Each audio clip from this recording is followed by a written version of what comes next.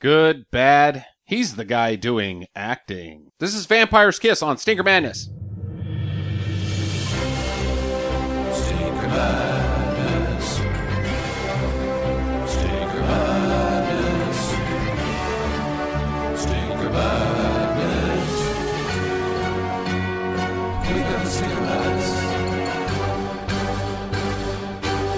Hello and welcome to Stinker Madness. I'm your host, Justin. I've got Sam and I've got Jackie here with me as always, my two good podcast hosts, or co-hosts of podcasting. Podcaster coasters. Hoster coasters. Hoster coasters with the mosters toasters. I eat toast and hold beverages. You eat toast and hold I'm a toaster coaster. Oh. That's not a good joke. That's fine. Leading off with horse shit. I had to think about it. Yes, a toaster coaster. So Vampire's Kiss, the story of Nicolas Cage, and how he became the actor that we know him today as. This is all a biopic about Nicolas Cage's acting career. He's honing his skill. Yeah. He's dialing it in. Well, maybe dialed in. I'm not sure. I don't know. He's getting there. He's not there yet. It's you can say what you want about his acting in this film, and many people do say a lot of things about his acting in this film, but one thing that is 100% you cannot disagree on, this guy is fucking giving it everything. Wow. It is sincere. It is at 11. I thought he nailed it. Yeah, well. He was supposed to be a psychotic dude. He was a psychotic dude. Yeah. He hasn't become the Cage yet. No, this is 1989. So what did you say? This is hot off the heels of Moonstruck? I think Moonstruck was 90 or 91, so I think Moonstruck's next. Mm-hmm. But he's already done Raising Arizona and... No. No? He's done like Fast Times, and he probably gets Raising Arizona because of this. We need to look that up now. Yeah, we should. Valley Girl was 83. Peggy Sue Got Married, 86. Raising Arizona, 87. Moonstruck, 87. Vampire's Kiss, 88. So this is off of the heels of... Yeah, I could see why he would get cast in this role. So this is Academy Award winner Nicolas Cage as the not vampire. That one, they took my hand, though, is so silly in that movie that I could see them seeing that and be like, I think this guy's, he could play this fucking insane man. Yeah. And play it over the top. I think the role calls for an over-the-top actor. I don't think that you could have, I don't know, give me somebody who would stink in this role. That's just mellow man. Bruce Willis. Bruce Willis would be awful in this. He'd just be looking at you like, you want me to do what? Yeah. I'm just going to stand here and be bald. How about that? Yeah, even maybe like, I don't even know if Walken could pull something like this. Walken would have done something. Yeah, he would have done something, but I don't know what it would have just been. been Walken? I don't know. Either Who's way, to say? We got Nicolas Cage. Denzel Washington would have stunk. Do you guys want to tell me what this film's about? Oh, I couldn't do that. Okay, Jackie, you got a guess? No, I was terribly confused by the time the movie was over because I thought it was going to be one thing and then it turned out to be another. And then another thing that it turned out to be was super confusing, so I'm not right sure what happened. But I was extremely entertained the whole time, so it doesn't really matter. Okay. All right. Well, that's about as good as anybody can do, I guess. Does anybody want to take a stab at defining what Nicolas Cage's job is? He's a literary agent. That works in foreign distribution. Yes. Well, he was getting the old contract for one of the authors so that he could have it sent. There was some sort of royalties thing happening, I think. Okay. Unclear, I think. Yeah, it is stated that he is an agent for authors. That works in foreign distribution because his office says foreign distribution. He is the head of foreign distribution. Okay, so... I have no idea what that means. What that means. None. Not even a guess. I think his office is the most underdeveloped part of this storytelling. Because it wants to be Joe versus the volcano or the Hudsucker Proxy, where he's just this... The madness centers from this work, but you don't get that. Is it? That's all Table I can... it for the end, because that's one of my primary questions. Yeah. About stuff. But I could see your argument where Joe versus volcano, the blandness, the fluorescent lights beaming down on you every day, and the dullness of your work life could make you go insane.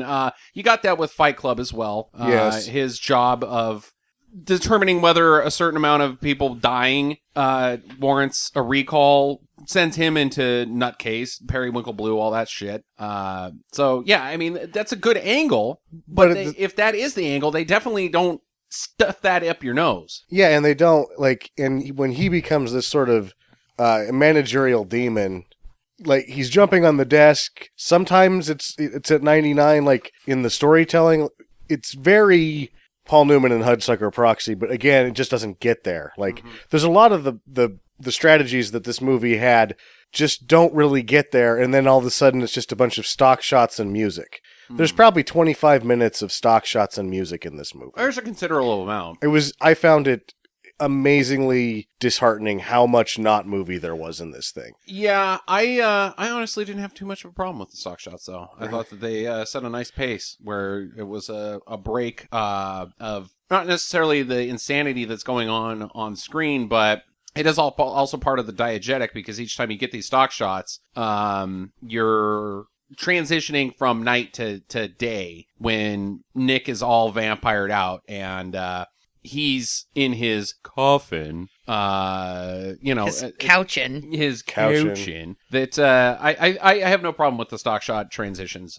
They're heavy. There are a lot of them, but I thought that was better than just Nothing. Here's some planes and buildings and stuff. Well, I think that it's fine to use them. I just thought that they were all very long. They were long, yeah. But anyways, anybody have any more thoughts, statements, or questions that we want to delve into before we get into the hot mess of this thing? I think I'm going to save my questions for the end. For the end, and, when they pop up and they're relevant during the podcast, because, this is kind of a weird flick. I will warn you that I have two questions that are gonna have to be addressed while we're talking about the scene. Sure. So just as a fair warning. But anyways, Nicolas Cage, as we mentioned, is a character by the name of Peter Lowe. He works at the Office of Foreign Distribution as a author agent. He works for Whitmore. Whitmore. I don't know. One of those, yeah. It really, truthfully, doesn't matter too much. It's just fairly vague on what the hell it is. He's an executive at an office, and Yeah. that's really the only thing that matters. He's got a secretary that her name is Alva. She's Hispanic. She lives with her mom. She's not the top of the heap by any means in the brains department or the talent department, but she seems to be trying her guts out at her job. Who plays her? What's her name? Marita Conchita Alonso. There you go. From such films as The Running Man with Arnold Schwarzenegger. He's got a shrink that he visits frequently, quite a bit in the film, actually. She's played by Elizabeth Ashley? Elizabeth Ashley. Okay. Time Machine hit list. You go back to when she's in her 20s, good night. Yeah. All these other women in here, they're no good looking compared to her. No. I also found the psychiatrist to be very she showed up in such a way that I don't even know if she existed. Mm-hmm. I don't know who actually exists in this movie. Okay. All right. Well, Sam is questioning the reality of the shrink already at this point, so questions abound. But he's there. He's visiting her at the beginning of this film, and he has like a fairly understated problem with dating. He met a woman the previous night, took her home. They had the sex, and then the next morning he was just like, I just want you gone. I think you should beat it, but I couldn't say anything because I didn't know. But I just wanted her to leave. Is this Casey or Carrie Lemons, the girl that was in Half Baked? Is that what we're talking about right now? No, we're not talking about her. This is just flushed out in his initial exposition when we're getting introduced to him. We should mention his accent before we move any further. Does anybody, first off, we should try to mimic this accent. I want you guys to say the line, "It was great sex, but I just wanted her to leave," in your best Peter Lowe. It was great sex, but I just wanted her to leave. Okay. That was Australian. Because, that's the problem. What he's done is he's created an accent that has no nationalistic, you can't, it's completely unidentifiable. It is. What was the line? It was great sex, but I just wanted her to leave. It was great sex, but I just wanted her to leave. I can't do it. It's fairly close to, you both are right on the same page. He's like... He makes his voice high without twinging it in any way. Right, and I think it's, as I said it's like half British, half Californian, and then half New York, which three halves is totally impossible. Yeah, and it's which the is Queen's his accent. English as well. Right, he's trying to be proper, but at the same time he says you should go away. What's with the go? Yeah, it's almost like, and then half Valley Girl. Mm-hmm. So there's four halves. You can I don't know. It's very good. Like, whatever. I'm not very. It's terrible, is what it is. It's terrible, but it's extraordinary because no one could ever duplicate it. and he never breaks from it the entire movie. There's lots of actors that's like lose their accent. He never fucks up his own made up accent ever. He Time. does leave it behind when he's frustrated, but that's because of the character. Okay. Like, he's doing a good job with It's a it. good thing But you bring that up. I like that you mentioned that. But anyways, so that night he goes to the club and he's there to pick up on ladies. He doesn't have any bros per se. He doesn't go out with wingmen. He just solos it and picks up these New York babes and takes them home. I don't even really know what his lines are. I guess just get them drunk because these two are fucking housed when They leave are. this club. And there's no way that they could have been talking to each other because they're 3 feet away from a band. Yeah. And it's so, like, they're just nodding at each other, and he's like, I guess she wants to have sex with me, and she's like, this band is really loud, I guess I'm going to do this guy. I guess he's the president of New York. I'll Yeah. go home with him. I'll go home with, as long as it gets these fucking drums out of my ears, I'll be all right.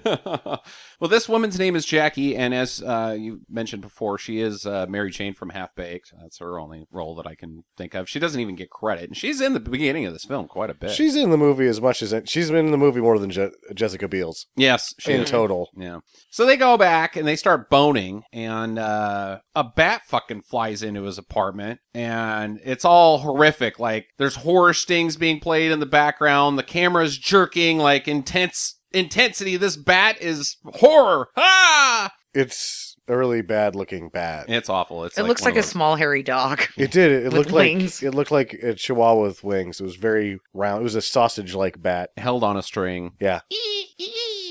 So she freaks out and runs out of the apartment while he tries to like, shoo, get out of here, bat. And she's naked and laughing out in the hallway, and there's some kid that's like, ooh, yeah. Some kid who either gets to stay up till 2 o'clock in the morning, or they have gone home housed at 8:30. I don't know which it is. It could but be either way. What is that kid doing out New there York, looking- what a I guess town. he's looking at naked ladies. It never sleeps. Yeah.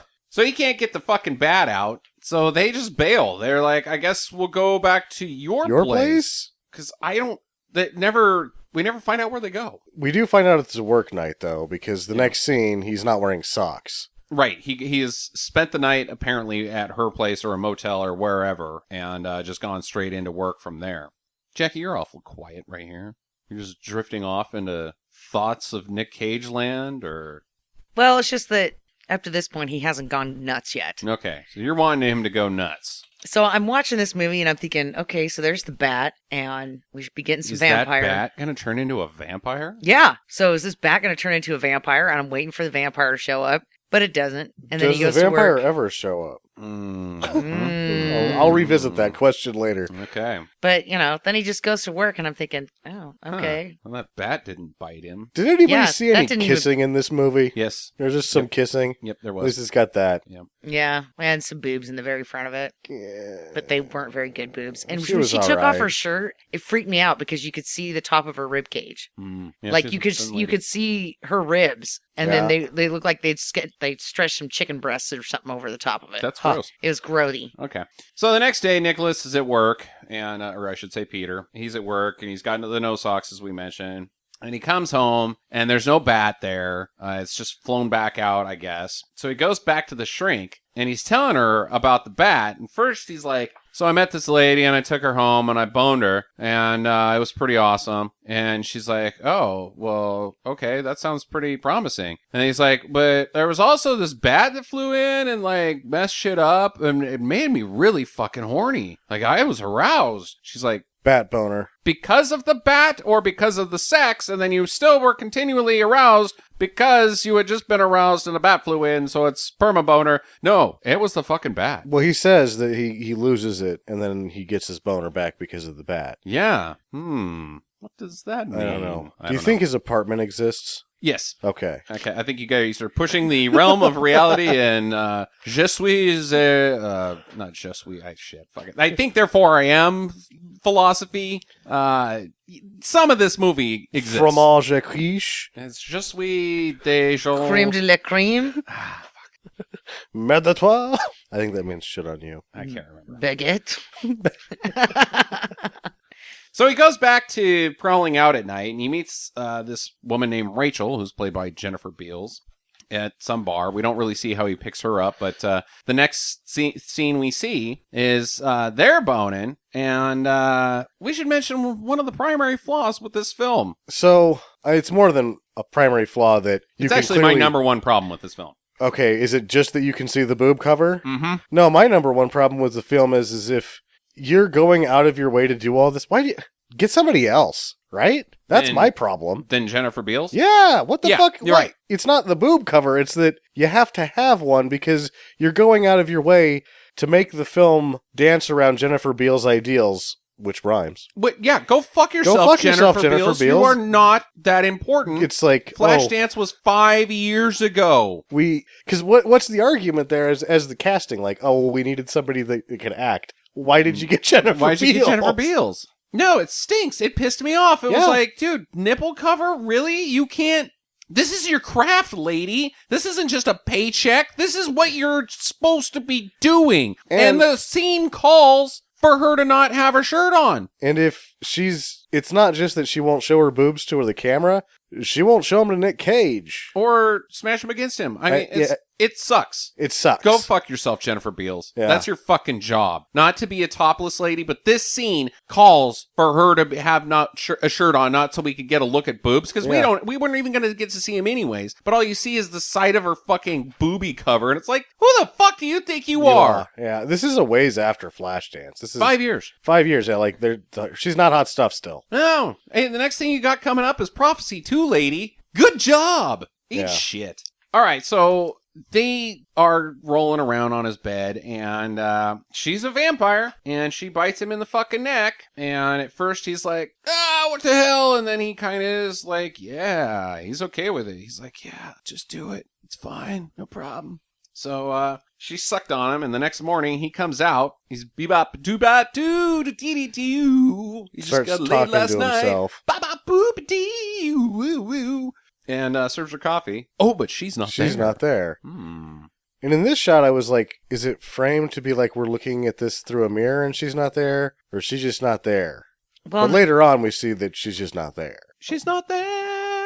Let me well, tell that you and about her the nipple coffee, covers. the coffee cup starts shaking as he's trying to hand it Wow. to somebody who's not there. Yeah. So you kind of wonder, like, okay, did she bail? Is he hallucinating at this point? Who's to say? Who's to say? So they go to art gallery. Him and Jackie, the first lady, Mary Jane from Half Baked, and he totally bails on her. She's like, "What do you think about this piece?" And he's like, "I gotta piss." So he just bails. Yeah. Nice dick, buddy. And he doesn't take a piss either. No, just he leaves. bails. He fucking skates it out of there. Yeah, he waits for her to walk around the corner so she can't see him, and then he just runs. I didn't like the paintings either. The paintings were not very good. That's bullshit. Yeah. Modern art, huh? Poof. So he goes back to the shrink, and now he's got a Band-Aid on his neck, and he's like, oh, don't worry about that. I cut myself while shaving. But she asks about the bat, like, hey, you met this gal again. What's going on with that bat shit? And he's like, I don't know what you're talking about. In his Cage voice. Cage voice. So he's completely like not calling attention to the bat, but he's like, oh yeah, I remember that briefly, but it's not even a big deal. Even though it was like a fucking huge deal. Huge deal. The day before yesterday or whenever the last time he was at the shrink. So he's being weird, and he goes to work, and he's being a real prick to the, fucking Alva, the secretary. He's like, where's this file? And she comes in and she's like, I can't find the file. You got to give me that file. And then the customer calls on the line and he's like, oh, you're about to get your ass chewed, Alva. And the customer's like, it's not even that big of a deal. No rush on that file. So he's just being a prick to be a prick. Yeah, or is he going crazy? He's got to be going, because this is the front end of this whole, like, office mania business is right here where he's like, we got to get that file. Yeah, you're going to cost me this client. And he's going to pull his business, and it's going to be all your fault. You got 1 week or something to find it. And the guy's like, no big deal. No rush on that. You guys. He even mentions that, I'm sure your secretary's got 100 other things to be doing rather than looking for this file. And Nic Cage is like, no, fuck her. It actually seems in the way the movie is going that the two of them have nothing else to do than find this file. No, not really. I don't know what what else you do when you're an author agent in foreign distribution. Well, Wait at this point, you can still smoke in your office. So, That's true. That's a plus. You could just put your feet up on your desk, have a nice scotch, and smoke. And apparently managerial meetings involve jokes about how you just abuse the fuck out of the underlings. Mm-hmm. Yep. Especially the women ones. Yes. This is 1980 or the 80s, so they're lucky they have the right to vote. But he goes to dinner, and he goes to this diner, and he's not getting served fast enough, and so he freaks the fuck out, and he's like, fucking greasehole, and leaves that place, because now he's just... He's starting to act a little... The cage is coming out at this point. Doing the biting thing and holding his neck. He's starting to lose his shit. Yeah. He's like, oh, my neck hurts. And he goes to the payphone and he calls the shrink, his shrink, and she doesn't answer. So then he calls Jackie up again. He makes a date, but he's up at his place getting ready to go to this date, but he's kind of being slow and weird about it. And she's already at the bar drinking, and he hears things like, oh, there's some noise coming out from the hall, and he goes out there and there's nothing there. And he's taking his sweet ass time, but finally he goes to leave and meet this Jackie person, and Rachel walks down the stairs from behind. She's like, ugh, you didn't even think that I was here, did you? Blah, blah. But then she said that he let her in. Yeah. Which doesn't make any sense. Well, you have to be invited in if you're a vampire, right? That's rule number 1. I guess. She can't just come in. Let the right one in type stuff. Yeah, I know. You have to be invited. That Blah. it's even trying to play by the vampire rules is odd. Oh, no, I don't. I think that's spot on, Sam. So she takes him upstairs and she bites on him again. And this is my second problem with the movie. I can kind of forgive it, but it's the same exact scene from the first time she bites on him. Right, Yep. because she didn't want to do the scene again. Yeah, her boob her side boob was... Yeah. Ugh. Go fuck yourself. Her taped up boob scene could only happen the one time because she's Jennifer Beals. Get somebody else. She thinks she's Julia Roberts? Something like that. Julia Roberts wasn't in Flashdance. That's for sure. So Jackie bails from the bar, and she the next day leaves him a note at work that says, leave me alone, don't ever get in my life again. Stay out of my life. He goes to work, and he chases the secretary into the bathroom, and she's like, don't hurt me, don't rape me, or whatever, and he's like, I just want you to get that fucking file. Just after he jumps on the desk? Yeah. That was a good jump. It was a good jump. He just jumps right up there. No, I'm telling you, man. And that was very vampy. It was. He's giving it 110%, this Nicolas Cage. So they're laughing around, being dicks about it. The guys at the office, you sure showed her away by making her run into the bathroom like a little girl. She actually asked me for a raise. Because you harassed her. Like, there's an error there of the actual guy who runs the place, like, almost saying, hey, you're pushing it, buddy. Mm-hmm. But you're not. I mean, you're pushing it, but this is all still totally acceptable. Yeah, and we're going to laugh about it. We're all- just us men. Just though. us men. Yeah. Don't let it leave this room. Don't let the lawyers catch wind of it. But, Half of us are lawyers. Yeah, I once felt up Susie at the Christmas party in the copy room. She didn't like it, but you know what? She didn't tell my wife. So, more brandy, please. Yep. These guys are dicks. So he goes home and he gets that note from Jackie, and he fucking flips out and just starts wrecking the shit out of his house. And he's like breaking shit nuts, like the mirrors, the fucking walls, the cabinets, the lamps. He's going ape shit on his shit.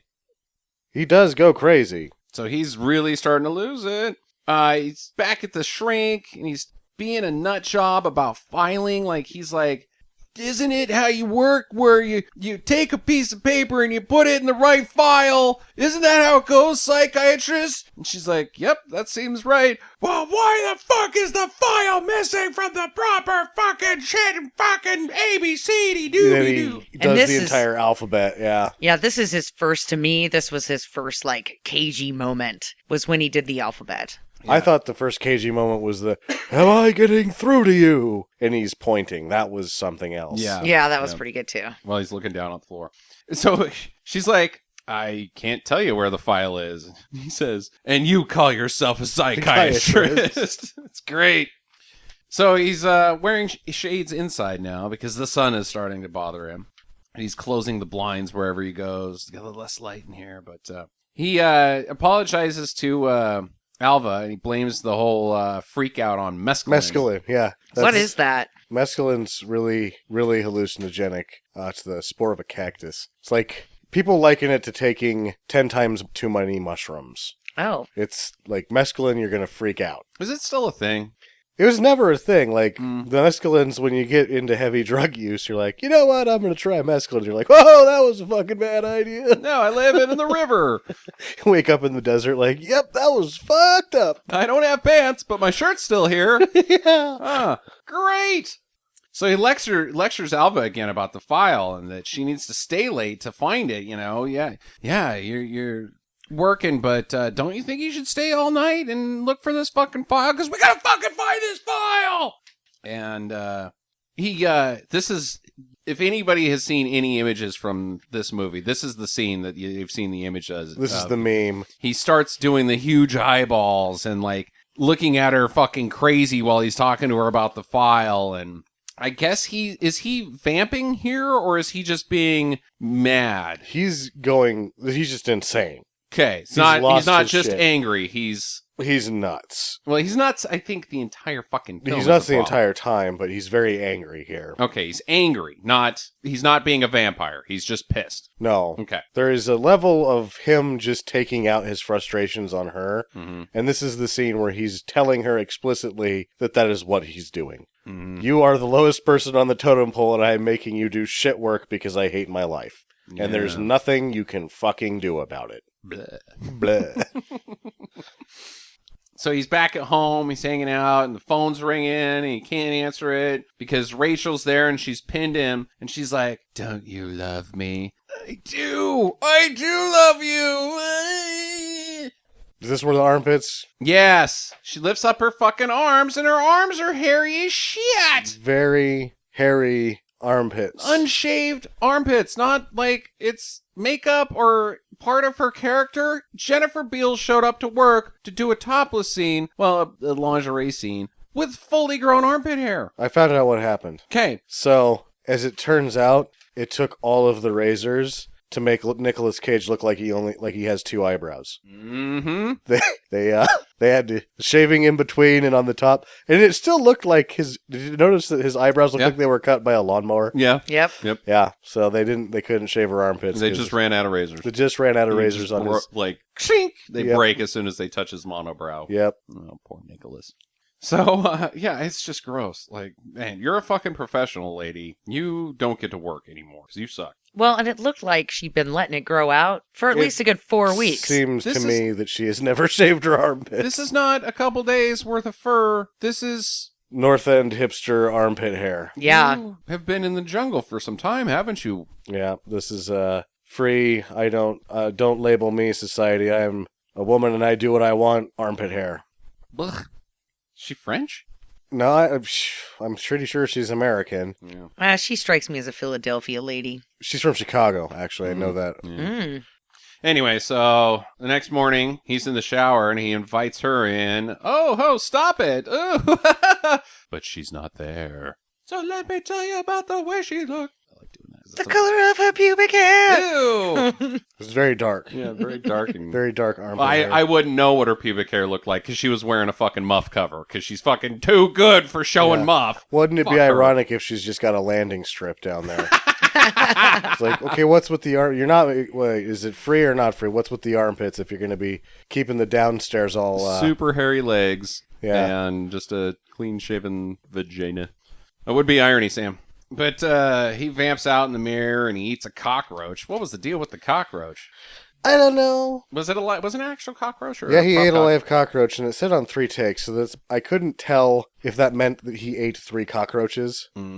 But there's a possibility that he ate up to 3 cockroaches. That is so Oh, gross. that's so gross. I could not do that. I mean, again, 110%, buddy. Yeah, but you can see it on his face when he's eating that cockroach. Don't puke, don't puke, don't puke. Sure. I mean, he was just trying to get that thing down as fast as he could. Yeah, but he did chew it up, which Yeah. is Uh-huh. dude. Very quickly. You know, I saw Dan eating a worm, and sorry, Ted, but I think eating a cockroach is 100 times grodier than It's eating a worm. super gross. Super. Cockroaches are disgusting. Well, they're associated with gross. Mm-hmm. They're like on the top 10 of gross. Dirt and disease and Like, if something's gross, then cockroaches show up. like, oh, that's the grossest thing in the world. Nope, there's still cockroaches. The cockroaches are eating that Yes. grossest thing in the world. Indeed. Ugh. Bravo, Nic Cage. He's back at work. Alva's called in sick. She's like, I can't do it anymore. This man is crazy. He's gonna hurt me. I'm never gonna find that fucking file. And so he goes to her house, like, oh, I gotta get her back. Stalking her kind of thing. And he apologizes through the window. I'm sorry for everything, for being a real dick, but it's just the stress of finding this file. Look, I brought you soup. How about a truce? You know, we're on the same team here, lady. Team find the file. So, I don't even care if he goes to another firm. yeah. Yeah. It's just, It's all about your health, Alva. come, let me in. So she does. And he talks her into going back to work, and they take a cab ride, and he is fine for about 3 minutes and then instantly goes back to being just the fucking nuttiest son of a bitch that's ever lived. Like, calls her a bitch, freaks out about the file again, and she's like, hey, there's my brother's garage. I owe him some money. Yeah. Can we stop and go in here? So they pull over, and she's in there because her brother has hooked her up with a pistol, and she wants bullets for it. But there's not any bullets. There's only blanks. There's only blank. Why would he have blanks? Just to scare people is what he said. The owner has blanks to scare people. Okay. But they're not even really blanks. They're like caps. They're caps. Because an actual blank would still kill a person at point blank Right. range. A cap does not have anything fired from the front of it. It just makes the sound. It has the most minimal amount of gunpowder possible to make a popping sound. Right. But then the blank actually shoots a projectile still out of the front of it, so you get the flash, the muzzle flash. Yes, it has like a wax Right. ball. These are just pure-on caps. So she gets these blanks, and they make it back to work. And, of course, he fucking threatens her, and he's just threatening her. Like, I'm going to fucking fire you. I'm going to kill you. I'm going to do all these bad things to you unless you find that fucking file. And so she's scared again. This is not a good day to come back to work, lady. He's still nuts. He goes into the bathroom. He can't see himself in the mirrors, although we can see him in the mirrors. Yeah, this part I didn't get. He's not. He's gone. That's all I got from this scene. Is he is checked out. There is nothing left of a sane person in this Poe person. That's his name. Peter Lowe. Peter Lowe. Yeah, no, he thinks he's a vampire. He believes within 100% of his being that he is a vampire. But the best part about this scene was the guy taking a shit in the stall. Yeah. Yeah. Get out of here. Practice your class or acting class someplace else, you Yeah. queen, or something like that. I'm in here trying to take a shit. And I'm shitting. He said something that made me think that was his boss again. Like, all Yeah, right, kinda- now you're starting to really flirt with the fact Oh, he that mentions the ladies' room because Yeah. Nicolas Cage Yeah, go to chased the her ladies' and- room. Yeah. So they're still there looking for the file. It's nighttime. He's sleeping in his office. And Rachel has come in, and she's sucking on him, on his neck in the office as well. But Alva finally finds that fucking file. she gets it. She finally, after all of this mess, and he's just like, he's rambling to himself. Sir, I found it. It's all good. You can stop being an insane man and trying to kill me. Sir? And he's just in there. Yeah. Being fucking nutty as shit. He's seeing shit, all like things that don't exist in his room. The cab driver and his wife he sees in there from earlier. He's really fucking gone. And he's like, it doesn't matter, Alva. It's too late. It's too late that you found that file. Did you understand? It's too late!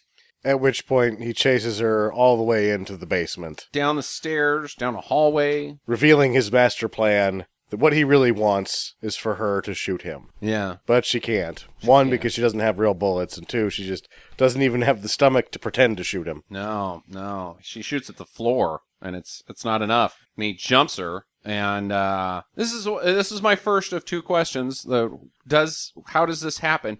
He it doesn't appear that he rapes her. He just rips her shirt off and then lays on top of her, and he sees Rachel, like Alva in his mind has become Rachel. Yeah. Don't you want me? Yeah, take me. And he rolls off of her and grabs the gun and sticks it in his own mouth and fires twice, but nothing doesn't happens work. because it's blanks and he thinks he's invincible. But does he rape her? I think he rapes her because Okay. she acts like she was. Well, even if you get close, it's going to be a horrible thing. But Mm-hmm. he says he does later. She gets with the brother involved. thing. The brother Yeah, she isn't claims gonna. that he, yeah. The brother isn't gonna be like doing what he does later if Right. he almost raped her. But That's just like beat him up a little it bit. doesn't look like he does. It's like a forward cut, maybe. Like Maybe. he gets really. He's on top of her, like sucking and licking her neck and all that. Sure, so he is assaulting this woman. There's some assault happening, but it seems like he rapes her to the point that she's knocked out too. Yeah, she's unconscious immediately as well. It was kind of, I don't know. Okay, well, we'll go with that. So he goes home. Oh, no, he's convinced after trying to blow his head off. Now that he's a vampire. He is 100. He's running through the streets. I'm a vampire. I'm a vampire. I'm a vampire. People are just looking at him like, you're a fucking loony. So he goes home, wrecks his house again. He's tossed it all completely. There's nothing left. He's got the couch turned upside down. He's sleeping on it. Underneath it is his coffin, I guess. He's made a makeshift coffin out of his sofa. Yeah. Which was pretty, I'm going to say I liked this part a lot. I thought, well, that's pretty creative. Yeah. Yeah. Like, even as a kid, I never even thought about doing that. And then I thought, which one of the couches in our house could I flip over and use as a coffin? Yeah. Or just as a fort. Sofa forts are always awesome. Yeah, sofa forts are cool, but That's where he's at right now. Like he couldn't make a coffin, so sofa fort is good enough. So Alva, she's traumatized. She's laid in bed all day. She won't come out of her room. Everybody's worried about her. We don't see her for a little while. Her mom's only sort of worried about her. Yeah, Her mom's kind of a tough lady. she is. she's kind of a super bitch. Yeah. Yeah. So he lays under his coffin couch until dark, and then he goes to like a novelty store and wants to buy these really nice vampire teeth. I don't know how he has got to the point where he 100% thinks he's a vampire, But now he needs teeth. but to now be it. he needs fake teeth. Yeah. And the cab driver cleaned him out, so he doesn't have enough money for the $14 teeth. So he has to get the plastic ones That for you- $3.50. Yeah, that you give to the little kids. But I thought what was great about this is before he goes in there to buy it, he's checking his teeth to see if they're any sharper, if they're any longer. I mean, he's really giving it a go there. Yeah. Like, oh, he's touching his mouth and stuff. Like, okay, they're just not growing in fast enough. I'm going to go get some plastic teeth. Maybe that's what it is. Maybe he's Yeah. thinking that, the teeth take a while to grow. They don't just show up overnight, but I want to be like everybody else that's a vampire right now. I don't want to wait. I like that theory, Jackie. It's a good one. So he puts him in. He's the 350 variety, and he looks fucking retarded. He looks ridiculous. This was such a good scene, though, when he first gets yeah. the teeth. This is genuine comedy. It is Yeah. hilarious. It's great. He looks so ridiculous. I mean, because even as a little kid, those teeth are always too big for your mouth. Yeah. And as an adult, these things are just, I mean, he had to have cut the shit out of his gums, putting these things in and wearing them. Because they were just, I mean, they looked like they were 2 sizes too big for his mouth. And poorly made. He probably got lead poisoning from that lead paint that the Made in Chinese China. people were putting in everything back then. But he calls his shrink, and she can't even fucking understand him. She's like, "Who is this?" He's like, "That's Pillow." Because he's got shitty teeth in. He's got these. He doesn't take these fake teeth out forever, and he tries to get an appointment with her, and she's like, "Well, I can't." She's got some bang dude there, like, "Oh, I can't do it now. I got bang dude here." And He was quite handsome. He's like, she's like, "I could do maybe Wednesday," and he's like, "Sure." He's got like drool coming out of his mouth because he can't even keep his mouth closed with these stupid fake teeth. Sure. Okay, well, how about Monday morning? Monday morning. So And one he's day like- sooner. He's ready he wants to see her now, but he's finally like, okay, I guess Monday's as good as I can do. I'll settle for that and just I'll still be a vampire on Monday. I guess. wander around with these fake teeth. He finds this the next time we see him, he's chasing pigeons around in the park. This was awesome. It's fucking hilarious. And he kidnaps one. Yeah, He gets catches one. a pigeon, which means that they shot this for about 3 hours before he actually catches a pigeon. And he goes home and he eats it. He eats that pigeon. It's dead. He sleeps another day under the couch. He goes out all night with the fake teeth. Well, he wakes up with the fake teeth Yeah. to go out night prowling. And that's the best part is that he opens up his couch coffin. Uh-huh. And Like he's it's a got, lid. Yeah. and he's got these teeth and he's got crazy eyes. But he's wearing like a tank top and his underwear and he's like, da-da-da. It's the reveal. Yeah. And he's Like not- he's full on now vampire. Yeah. This is as vampire as he really gets, because he pushes his way into the club and he's doing his best Nosferatu. I mean, like, who is that's fuck, not Lon Chaney, the other one, Bela Lugosi. He's full on Bela Lugosiing out as much as he can, and which is I like, because earlier in the film, him and Jackie or him and Rachel, you see them watching some of Nosferatu a little bit. Yes. So it's nice.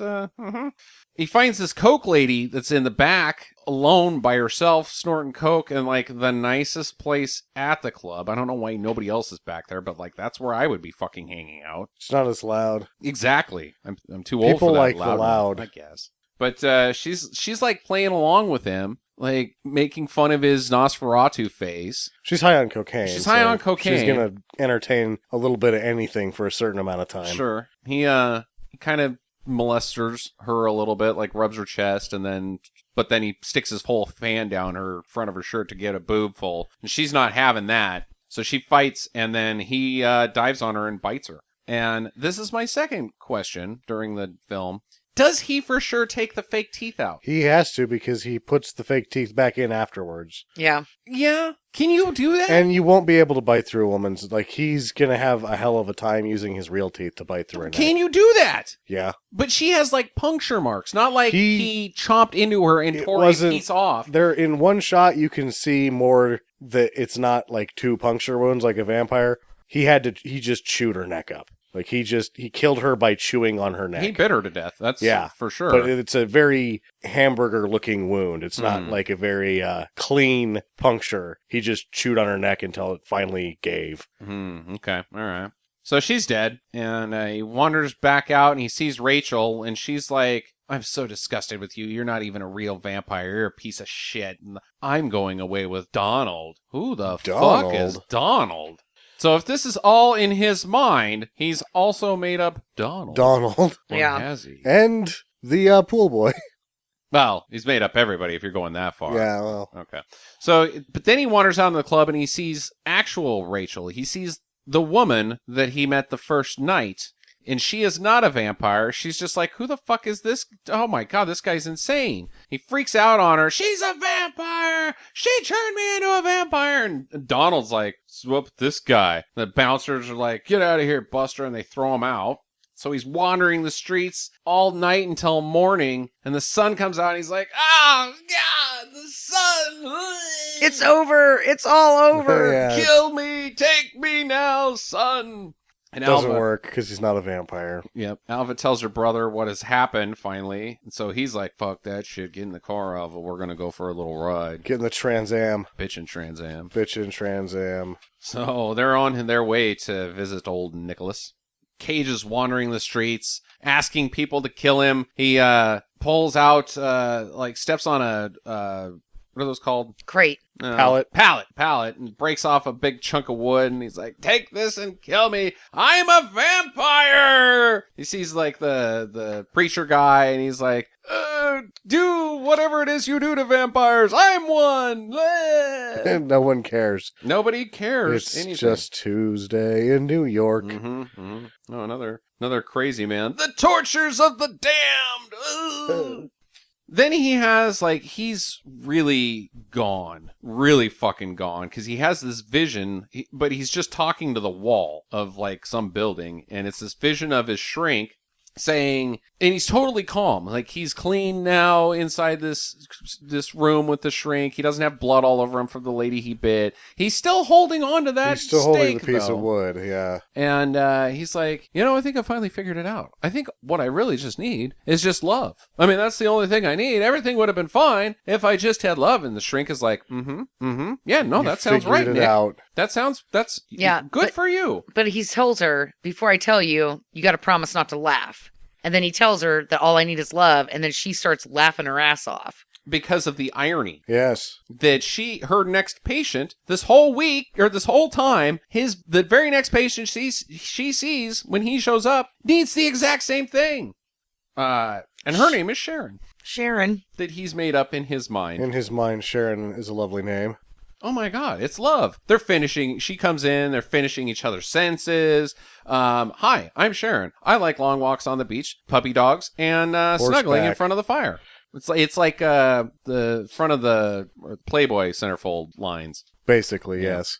I love all those things. And so they're going to go be in love together in his fucking mind nut place. They don't even make it to the apartment though. No, before it all goes awry. But I like he's like leaving. And he's like, "Oh, shrink, I should tell you, I raped someone, I think, and it was I've just been under a lot of stress." And the shrink's like, "Oh, don't worry about it. You know, it's not that big of a deal. You're all tuned up from that hot bat. Yeah, you got horny because of the bat. It's fine. Don't Go worry ahead and about it. rape him, yeah. By the way, I murdered someone.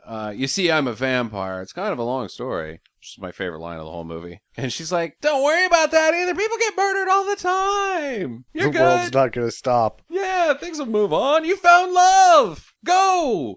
Be fruitful together, rung along the beach, hand in hand, listening to Something Tells Me I'm Into Something Good." But, so they leave. They leave nowhere because it's all in his fucking mind. Yes. They leave the wall that he's They talking leave to. the wall that he's talking to, and they make it into his apartment finally. By the time they make it up the stairs, though, he's had it with her. Yeah, he's already like, "You know what? You shut up. You shut up. Quit asking me about this." I've heard enough of you. Shut up. Your name's not Sharon. It's shut up now. Well, he's just like, "God, you just won't let off this vampire thing. God, a guy turns into a vampire for one weekend, and you just can't get off of it. Let it go!" Well, Alva and her brother have seen him stumbling in, shambling, with his inane ramblings to himself. And so he's like, "All right." So he grabs a tire iron, goes upstairs, and Cage is in there having that argument with Sharon. And the brother breaks in, finds Cage in the coffin, tips the coffin up, and Cage is like, do it. He sticks the stake on his chest, the pallet, and the bro pushes it right in the middle of his fucking chest. Yep. He's like, all right, I'll pull the assist. So he kills him and leaves. We never see him again. Nicolas Cage, his last vision is a vision of Rachel one last time saying, now we're together. I can't remember what she said. There's your movie, folks. I think questions are welcome. Now, I think I have figured this film out completely. I have no problems with this I film. think I have as well. Okay. Who wants to ask a question? Well, I think everybody's question is what happened. Okay. So what happened? Well, he goes nuts. He is an insane man. Yeah, his job has driven him crazy. I don't know if that's the case. Why? Well, that's all I can figure because that's the source of the mania. Like the only two places that are real that I can totally pin down are the office and his apartment. Okay, sure. Pretty much everywhere What else about, like, may not exist. All the clubs and the clubs probably exist. the streets of New York. The streets of New York, but I don't think the psychiatrist is real, and I don't think Rachel is real.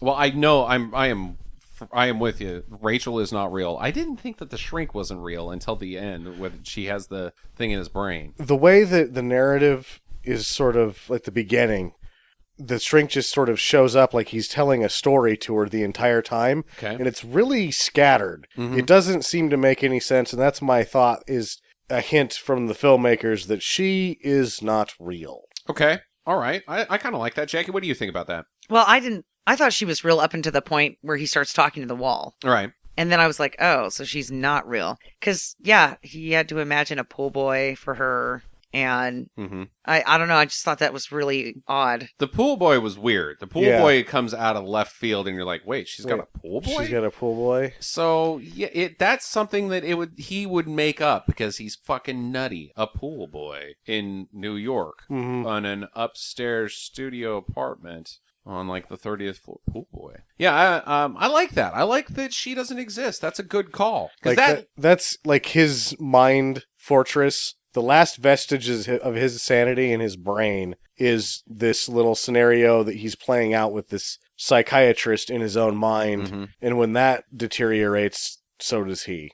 Yeah, okay. All right. Because one of the things that a lot of people on the internet say this film is about is his loneliness is what causes him to go insane. That his quest for love, somebody who loves him, is why he goes off the fucking deep end. But if his shrink doesn't exist, then his whole argument and all his thoughts and wants for love don't exist either. The him saying all these things only happens in his mind. Yes.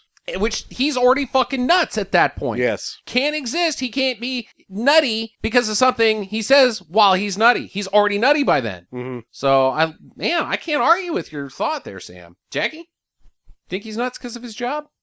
I'm not sure why he's nuts. It's not clearly stated, but all I can get is that it's the workplace is gone. He doesn't do anything. He does not appear to do anything. He does seem to be agitated, and it does start at work, is kind of what I believe was Sam. But And fairly early on. As far as the reason that he's insane like that, I don't know that it's from work. I don't know. Did you guys pick up a couple things in his apartment, inside and outside? There's obviously, like I said, the scene that where they're watching Nosferatu. But outside his door of his apartment, he has like an old Russian vampire art. It's in Vampire, whatever that's called when you got like the funky vampire Russian. Romanian, yeah. So he's got vampire art in and outside of his house. So he's already got that seed planted. Like he's already got a fascination with vampires. All it takes is one wrong turn. There's a picture of Bela Lugosi. Yes. On either his desk or his nightstand, I can't remember. No, it was at his work. It was in his office. And then he's watching that movie, obviously, because he likes it. Like, he's got a fixation with vampires, and it's played out in this way. Yeah, exactly. My question is love the cure that he needs? Obviously not. They didn't make it to the top of... They didn't make it into the apartment. No. Not even with an imaginary girlfriend. I don't think that him looking for love had anything to do with this movie. I think you guys are spot on, because otherwise, when he finds love, even if it's in his fucking mind, it should have worked. It should have done something for him. It does nothing for him. Love was the Carrie Lemon's character at the beginning. Mm-hmm. That's obviously someone who he could get into a meaningful relationship. He's not interested in that at all. Not interested in it at all. No. Just fucking ditches out on her completely. Go ahead, Jackson.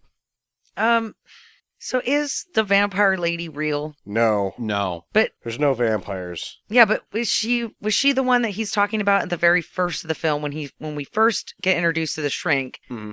Was she the lady that he was like, yeah, okay, just get out of here? No. This is what I think. There's 3 women that's in this movie. Only 2 of them are seen on screen. There's just some faceless woman so that he can talk about that he probably did have this experience. He boned her and he just wanted to leave, that he mentions at the beginning. Then there's Jackie, the lady that's Mary Jane, that he stands up all the time and that actually may care about him or like him enough to go out with him. Yeah. And then there's Rachel. Now what I think the story is with Rachel is he goes out prowling the night after boning, or almost boning Jackie, or maybe boning Jackie.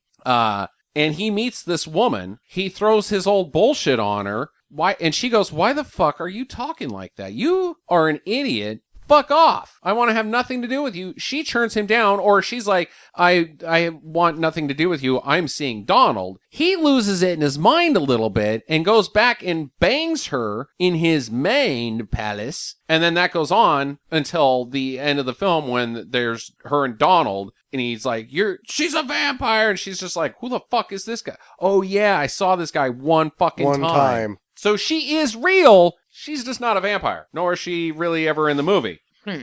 Okay. This is virtually the exact same story as American Psycho. I think it's the exact same story as Fight Club. It is spot on. Sammy, you have any more questions? No. I have one. Is this the cagiest? No. No, I don't think it is. I think I think it's a prelude to the Cage. I think Wicker Man's still cagier than this. I'm telling you, National Treasure's really cagey. Yeah. Well, it's on. And you know what else is really list. cagey? Gone in 60 Seconds. Oh, he's pretty cagey. Yeah, he's pretty really cagey in that. Yeah, Jackie, is this the cagiest of cages? I don't know that it's the cagiest of cages, but it's definitely up there in the top 3 for me. I thoroughly enjoyed his performance during this show. And I'm almost questioning, is it a bad movie? Well, we'll get to that. Okay. I want to say, I don't think that this is the cagiest of cages because I think his performance is over the top, ludicrous, and spot the fuck on. He does exactly what he's supposed to. Yeah. It's outlandish, this acting. And I think it's a fucking masterpiece. This is exactly what this role called for. So therefore, it can't be very cagey. This is just Nic Cage doing a good job. So no, not cagey at all, even though it's like a prelude to the things he would do later. But yeah, let's talk about this film now. The real nuts and bolts about this film, because this has got a 33 Metacritic score when it came out. People said shit about this film. I want to review or read Read a review. So here we go. Variety gives it a 30. Cage's over-the-top performance generates little sympathy for the character, so it's tough to be interested in him as his personality disorder worsens. Mike LaSalle from San Francisco Chronicle, which I fucking hate this guy. 25. It's hard to tell if Cage's performance is a grand stab at all-out, no-holds-barred comic acting or one of the worst dramatic performances in a film this year. Chicago Tribune. Called upon to blend the fey and the fiendish, the usually fine Cage is reduced to acting like some kind of combination of Dudley Moore and John Carradine. Throughout, he seems to be enjoying it. I can't imagine why. New York Times! The fucking Times! 20. This film is dominated and destroyed by Mr. Cage's chaotic, self-indulgent performance. He gives Peter the kind of sporadic, exaggerated mannerisms that should never live outside of acting class exercises. Eat my fucking ass, New York Times. Are you kidding me? And then Peter Travers from the Rolling Stones. Would you care to hear what he has to say? What does Peter Travers have to say? A 0. Oh, boy. No points awarded for this film by Peter Travers. These guys, the Rolling Stones. The bloodsuckers in this thriller may not have much bite. Did you watch it? There's no bloodsuckers, you jackass! It's not a vampire movie at all. But here's a movie that can, it's guaranteed, drain the life out of an audience in minutes. Fuck you. Yeah. This movie has no business being on this podcast. I agree, but I don't think that... I didn't really like it that much. Okay? You can defend it. Or, I mean, go ahead and... Well, no, but it's not a bad movie. It's just not a very good one. Okay. And I think that it could have been a very good one if it had a little bit more with the 2 hour... It's a 2 hour movie. Uh-huh, it is. And there is 20 minutes of stock shots and music. And it's just too... And there's tails left on most of the shots that are just too long. That it's, I think that time could have been better used. Okay. Jackie? I disagree. I think that this is exactly the kind of movie that needs to be on this podcast. It was extremely entertaining. It was very cagey. I really super enjoyed it. It had some really awful things like the armpit hair and the boob cover and that hat that Jackie's wearing in the art store or when they're at the museum where her hair is sticking out of the top of it. Okay. Anyway, there's just some ridiculousness in this movie that I thought was great. But overall, though, I wouldn't say that it was a bad movie. It's just kind of entertaining. It's just kind of 50-50 for me. I think that people should watch it because I was really entertained by it and I thought it was cool. Is it a terrible movie to the point where, is it like Beastmaster level terrible? No. I think that the critics got it wrong. Okay. Yes, they did. My thought is, so at the end of, if you've never looked at our website, I put out 5-star review or 10-star reviews at the end of in certain categories for each movie. One of them is over the top acting. Well, this movie gets probably a 9 on the over the top acting. Laugh out loud ability. We laughed a lot during this film. We did laugh a lot. So I'm gonna say 7 or an 8. You know, somewhere in there. What else do I critique on that fits with this one? Prepared for this. There's another one. There's gratuitous nudity. No. Outland or ridiculous stunts. No. Which should score into the negative for gratuitous nudity because of the boob patch. Yeah. So there's like these major points that fall into like, wow, this is an awesome stinker, but I can't. It's not a bad movie. I think it's everything that it should be. I think it's if it wasn't for Jennifer fucking Beals, I stinks. have no problem with the execution. I have no problem with the pacing. I think you're overestimating the amount of time that's taken up of the stock shots, but it's what it is Nic Cage on screen for 2 hours going insane. Yeah. And everybody likes these performances of insane people. Like how you get a reputation in Hollywood, you play a crazy man. Fucking Brad Pitt was nominated for an Oscar for 12 Monkeys, and he's not that good as a crazy man. No. People love to act fucking crazy. This man is insane, and he fucking sells it, and that's what the movie's about, is how good of an actor Nicolas Cage is, and he fucking does it. So kiss my ass, Peter Travers. Well, again, like, it's not just the sort of tightness of the editing for me. Jennifer Beals is the other strike. Like, the boob patch and her in general is why I'm not going, this is a great movie. Yeah. It's not a bad movie. She stinks. But she stinks, and I have some other quibbles that I can definitely say it's not a good movie either. Yeah, I have a couple technical flaws with it, but I absolutely 100% liked give it a recommendation. Not for a bad movie. I think this is just a movie that everybody could watch and enjoy if they're the right type of moviegoer. Yeah, the vampire teeth chasing the pigeon is one of the funniest things I've seen in a while. It's hilarious. This is anybody that says this isn't a black comedy, that this is just a vampire movie, you didn't fucking get it, Peter Travers, you stupid fuck. I hate Rolling Stone and I hate Peter Travers. This is a black comedy. It is intentionally funny, not unintentionally funny, you stupid idiots. I liked it a lot. I liked it a lot. I liked it okay. Okay, there you go. Next up is my pick next week. It's going to be Gone with the Pope. So come back and enjoy that with us. Get to the jobber. Visit us at www.stinkermadness.com. Follow Stinker Madness on Twitter @Stinker Madness. Please rate and review us on iTunes and Stitcher. Thank you for listening, and get to the chopper.